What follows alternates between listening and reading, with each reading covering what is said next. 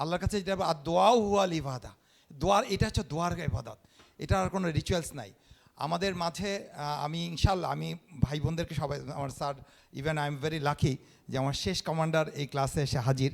তো স্যার আমাকে বলতেন যে কামরুল তুমি এখানে চাকরি করো। আমি তো আসলে অনেক আগেই চাকরি ছেড়ে দিতে চাচ্ছিলাম, বাট আলহামদুলিল্লাহ journey of Quranic studies almost 12 বছর হয়ে গেল আমি, আল্লাহ তৌফিক দিয়েছেন যে প্ল্যাটফর্মে কাজ করি। আমাদের মাঝে এখন হাফিজে কোরআন কর্নেল আসলাম উদ্দিন কথা বলবেন। আমরা একটু উনি দ্য জার্নি অফ তাকওয়া, it is a completely a journey of taqwa, starts from Ramadan onwards to finishing the Hajj. উনি এই বিষয়ে কথা বলবেন এবং আশা করি আপনাদের ভালো লাগবে।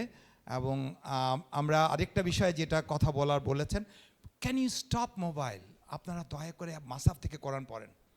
আমরা আরেকদিন ইনশাল্লাহ আলোচনা করব make connection with Quran, because আপনি মোবাইল কোরআন পড়লে আমরা যারা একটু খুচরা কোরআন পার্টি পড়তে গেলে পড়তে পারি না, কারণ 2-3টা ওয়ার্ড পড়া ঠিক হয় না। প্লিজ টেক এ মাসাফ, পার্সোনাল মাসাফ, এবং ওইখান থেকে কোরআন পড়বেন। স্টপ, এই মোবাইলে দেখবেন এইটা আসবে ওইটা আসবে সেটা আসবে, আই স্টপ। আপনারা ইদানিং দেখেছেন যে মার্কেটে একটা ভিডিও হয়েছে যে 65 বছর বয়সে মাত্র 1 বছরের মধ্যে হাফিজ হয়েছে। পেয়েছেন এই ক্লিপটা? পেয়েছেন আপনারা? যারা সিনিয়র তাদেরকে অনুরোধ করছি, 65 ইয়ার্সে, এবং উনি 1000 লোককে প্রোগ্রাম নিয়েছেন যে কোরআনে হাফিজ হবেন। আপনারা আল্লাহর কাছ থেকে পাশ করায় আনেন, আপনাদেরকে হাফিজ বানানোর দায়িত্ব আল্লাহর। ওই জায়গায় যেয়ে খালি আল্লাহকে বলেন যে আল্লাহ আমি এমন অবস্থায় তোমার কাছে হাজির হতে যাই, যেতে সুযোগ করে দেন। আমার একটা অনুরোধ থাকবে,